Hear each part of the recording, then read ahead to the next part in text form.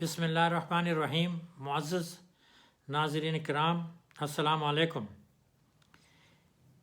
یہ 3-4 ویڈیوز کی ایک سیری میں بنا رہا ہوں جو کہ میرے بحیثیت ہاسٹل وارڈن سے متعلق ہیں۔ وہاں جو واقعات پیش آئے ہیں ان کی تفصیل ان 3-4 ویڈیوز میں بیان کروں گا۔ جب میں سینئر لیکچر بنا 1970 میں تو میں نے کوشش کی کہ میں وہاں پشاور یونیورسٹی میں کسی ہاسٹل کا وارڈن بنوں۔ کیمسٹری ڈپارٹمنٹ کے چیئرمین جناب ڈاکٹر مرغوب صاحب جو اب وفات پا چکے ہیں، اللہ ان کی مغفرت کرے، وہ ہاسٹلز کے پرووسٹ تھے۔ ان سے میری جان پہچان دعا سلام تھی، تو میں نے ان کو ریکویسٹ کی اور آخر کار پھر انہوں نے مجھے بلایا اور کہا کہ بھئی ایک ہاسٹل ہے، اگر تم اس کے وارڈن بننا چاہتے ہو تو میں آپ کو ابھی اپائنٹمنٹ لیٹر دے دوں گا، لیکن پہلے اس کی ذرا برائیاں سنو۔ میں نے کہا ہاسٹل کی برائیاں؟ کہتے ہاں ہاسٹل کی برائیاں۔ کہتے ایک تو وہ چھوٹا ہاسٹل ہے، اسٹوڈنٹس کی تعداد 30-35 سے زیادہ نہیں ہوتی۔ میں نے کہا یہ تو برائی نہیں ہے بلکہ اچھائی ہے، مینجمنٹ آسان ہوگی۔ کہتے ہاں یہ بھی سوچنے کا ایک انداز ہے۔ بعض وارڈن بڑے ہاسٹل پسند کرتے ہیں جس میں 100-150 اسٹوڈنٹ ہوں۔ میں نے کہا خیر اس سے فرق نہیں پڑتا، جو بھی آپ مجھے ڈیوٹی دیں گے تو میں انشاءاللہ بخوبی سر انجام دوں گا۔ کہتے دوسرا اس ہاسٹل میں سب سے پرانا ہے تو اس میں مسائل بہت زیادہ ہیں۔ اکثر اسٹوڈنٹس یا ریزیڈنٹس ہاسٹل کے شکایت لے کے آ جاتے ہیں، میرے پاس بھی آ جاتے ہیں، جن کا کوئی حل کبھی نکلتا ہے کبھی نہیں نکلتا، تو اس لیے آپ کو ایسی شکایتوں سننی پڑیں گی اور اس کے لیے صبر کرنا پڑے گا۔ میں نے کہا ٹھیک ہے سر، وہ بھی ہو جائے گا۔ تو اس نے کہا اس میں خوبی یہ ہے کہ وہاں جو اکاموڈیشن ہے وارڈن کا، اس میں 2 انڈیپینڈنٹ کمرے ہیں اور ہر ایک کے ساتھ اٹیچ باتھ ہے، تو آپ کو ایک ایکسٹرا کمرہ بھی وہاں ملے گا جو آپ کے مہمانوں وغیرہ کے لیے کام آئے گا۔ میں نے کہا چلو یہ بھی خوبی ہے۔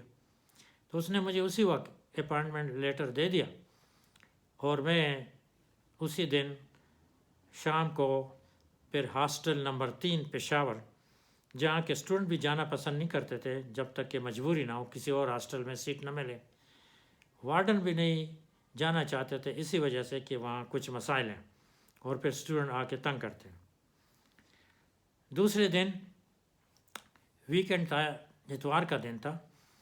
ہاسٹل کے مینجمنٹ میں وہاں کا ایک کلرک اور ایک ہیڈ بیرا، یہ بڑے امپارٹنٹ لوگ ہوتے ہیں، ان کو ہاسٹل کے انز اینڈ آؤٹ ہر قسم کی تفصیل اور مسائل کا پتہ ہوتا ہے۔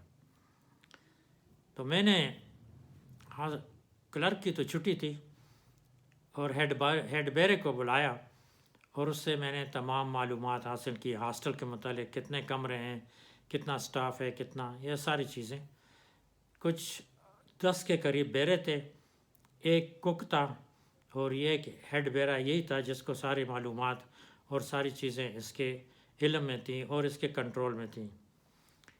دوسرے دن پھر میں نے کلرک کو بھی بلایا، اس سے بھی تفصیلات لی۔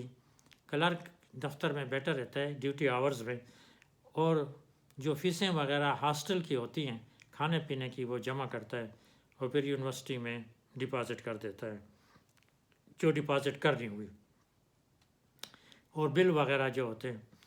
تو ہیڈ بیرے سے مجھے معلوم ہوا کہ یہاں ٹھیکیداری سسٹم ہے اور سپلائی، گوشت سپلائی کرنے کے علیحدہ ٹھیکیدار ہے، سبزی فروٹ وغیرہ کا ایک علیحدہ ٹھیکیدار ہے، اور باقی گروسری مثلا دالیں ہوئی، خشک جو بھی اجناس ہیں، تیل وغیرہ ہو گئے یا گھی ہو گیا۔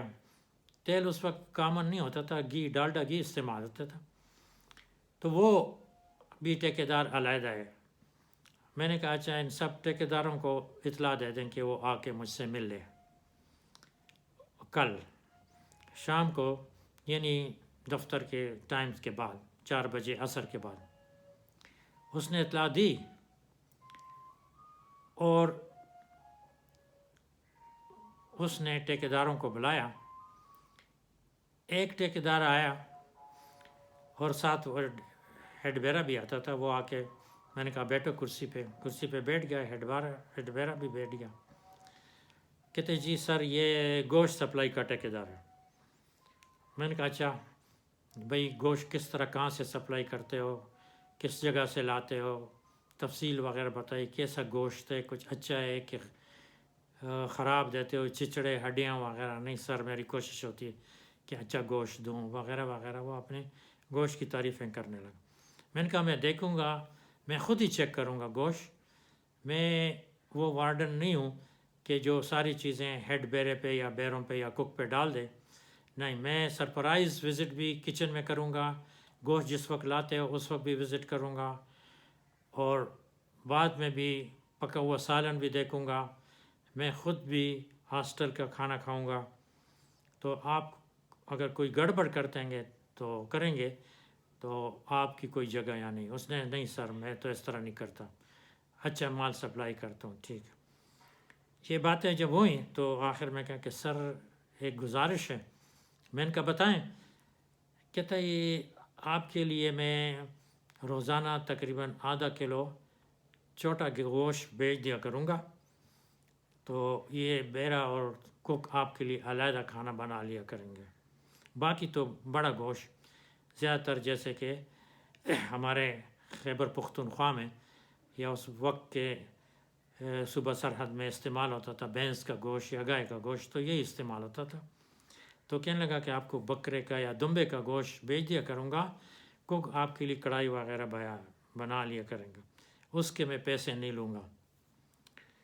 میں نے کہا اچھا کیوں آپ اتنے مالدار ہیں کہ روزانہ آدھا کلو گوشت وہ بھی بکرے یا دمبے کا تم افورڈ کر سکو گے اپنے جیب سے؟ چپ ہو گیا. میں نے کہا انہی اسٹوڈنٹ کے جو فیسیں ہوں گی انہیں سے نکالو گے نا. جو گوشت دے رہے ہو موٹا اس کو مہنگا کر کے دو گے, اور یا زیادہ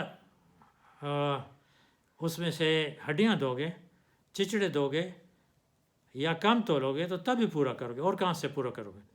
نہیں یہ میں کرتا ہوں. پچھلے وارڈنوں کو بھی میں دیا کرتا تھا, وہ اپنے لیے بنا لیتے, کڑھائی وغیرہ بنا لیتے تھے, یا کبھی مہمان آتے ہیں تو ان کے لیے بنا. میں نے کہا نہیں آپ نہ میری مہمانوں کی فکر کریں نہ میری فکر کریں. آپ ٹھیک ٹھاک وزن کے مطابق صحیح گوشت جس میں ہڈیاں اور چچڑے چربیاں کم ہوں, گوشت زیادہ ہو, سرخ گوشت, وہ سپلائی کیا ہے اور میں چیک کروں گا. مجھے کسی اسپیشل کھانے کی ضرورت نہیں ہے, نہ مجھے اسپیشل چھوٹے گوشت کی ضرورت ہے, مٹن کی. جو میں کھاؤں گا اور جو اسٹوڈنٹ کھائیں گے وہ میں بھی کھاؤں گا. آپ اس کی فکر نہ کریں, لیکن چیز کا خیال رکھیں, وزن پورا ہو, کوالٹی ٹھیک ہو, ہڈیاں کم ہوں, چچڑے کم ہوں, بس یہ مجھے چاہیے. اور اگر آپ یہ دیں گے تو آپ کا بل بھی لیٹ نہیں ہوگا, ٹھیک ٹائم پہ آپ کو بل ملے گا, اور کوئی پریشانی نہیں ہوگی. اگر اس میں گڑبڑ کرو گے تو پھر میں دیکھوں گا, ایک آدھ دفعہ تو میں برداشت کر لوں گا, لیکن بعد میں پھر میں آپ کو یا آپ کا ٹھیکہ ختم کر سکتا ہوں اگر تمہاری چیزیں صحیح نہ ہوں. انہوں نے کہا نہیں جی وعدہ ہے میں اچھی چیز سپلائی کروں. وہ چلا گیا. تھوڑی دیر بعد پھر ہیڈ بیرا آیا. اس نے کہا سر وہ فروٹ اور سبزیوں کا ٹھیکیدار آیا ہے. میں نے کہا بلائیں. اس کو لے آیا. میں نے کہا بیٹھو. میرا بھی بیٹھ گیا. میں کہتا ہے جی میں فروٹ سپلائی کرتا ہوں اور سبزیاں سپلائی کرتا ہوں. میں نے کہا 2 نمبر فروٹ گلا سڑا لاتے ہو؟ نہیں فریش فروٹ منڈی سے لاتا ہوں, اسی وقت لاتا ہوں, سپلائی کرتا ہوں, اور بھی ہاسٹلوں میں سپلائی کرتا ہوں. میں نے کہا اچھا تو میں چیک کروں گا, فروٹ بھی چیک کروں گا, سبزیاں بھی چیک کروں گا. اگر گلی سڑی سبزی ہو, پرانی ہو, وہ میں اٹھا کے پھینک دیا کروں گا, اور بازار سے تازی سبزی تازہ فروٹ منگوا کے اور اس کا بل پھر آپ کے بل سے کاٹوں گا. نہیں سر میں تو اچھا مال سپلائی کرتا ہوں. میں نے کہا بس ٹھیک ہے. کہنے لگا کہ سر آپ کے لیے اسپیشل فروٹ میں بھیجوں روزانہ, جو بھی ہو, سیب ہو گئے, مالٹے ہو گئے, یا اس طرح جو بھی سیزن کا فروٹ ہو میں آپ کے لیے اسپیشل بھیج دیا کروں گا, جو آپ کے کمرے میں یہ بیرا لا کے دے دیا کریں. میں نے کہا پھر اس کے پیسے بھی تو پھر اسٹوڈنٹ سے نکالو گے نا, وہ کہاں سے لاؤ گے؟ تمہارے اپنے باغ ہیں مالٹے اور سیب کے, نہیں میں تو مال منڈی سے لاتا ہوں. میں نے کہا جب منڈی سے لاتے ہو تو پھر یہ ایکسٹرا پیسے کہاں سے دو گے؟ خراب مال سپلائی کرو گے نا، اس میں سے بچا کے پھر مجھے مالٹے بھی لاؤ کمرے میں دو گے اور سیب بھی.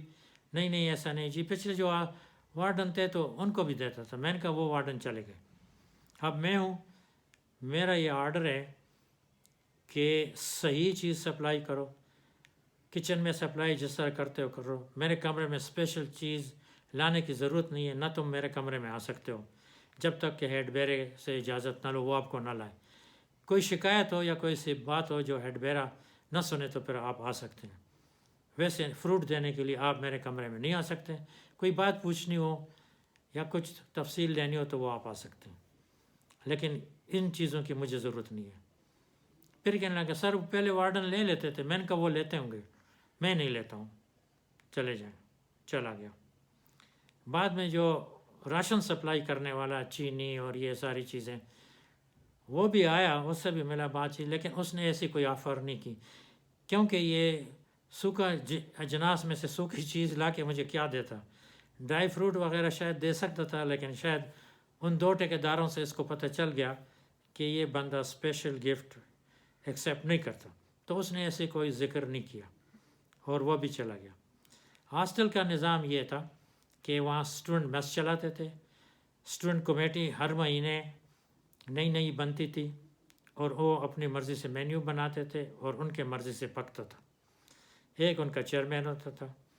فوڈ کمیٹی کو میں نے بلایا، ان کو بھی ہمارے انسٹرکشنز دی، ان کو بتا دیا کہ بھئی میں بھی آپ کے فوڈ کا جو کمیٹی ہوگی اس کا ممبر ہوں گا. جس طرح آپ سب کچھ پکاتے ہیں، مہینے کے آخر میں حساب کرتے ہیں، پر ہیڈ جتنا بھی آتا پے کرتے ہیں، تو میں بھی اتنا ہی پے کروں گا. آپ لوگوں کے سامنے پے کروں گا، آپ کے کھانے میں سے نہیں کھاؤں گا. اور اسی طرح نظام اچھی طرح چلائیں. کوئی شکایت ہو تو آپ مجھے بتائیں. مسائل ہیں ہاسٹل میں مجھے پتہ ہے، ان کا بھی میں آہستہ کچھ بندوبست کروں گا. تو اس طرح کام چلے گا. آپ بھی کوآپریٹ کریں، میں بھی کروں گا. میں نے ٹھیکیداروں کا بتایا کہ اس طرح انہوں نے مجھے آفر کی، لیکن میں نے کہا کہ نہیں، میں اسٹوڈنٹ کے ساتھ ڈائننگ ہال میں کھانا کھاؤں گا جا کے. کبھی کبھار اگر تھکا ہوا ہوں، جا نہیں سکتا ہوں، یا کچھ کام ہو یا کوئی مہمان آیا ہو تو میں وہ کمرے میں کھانا منگوا لیا کروں گا، ورنہ آپ کے ساتھ ڈائننگ ہال میں بیٹھ کے جو آپ کھاتے ہیں وہ میں بھی کھاؤں گا. پیسے باقاعدہ دوں گا ہر مہینے.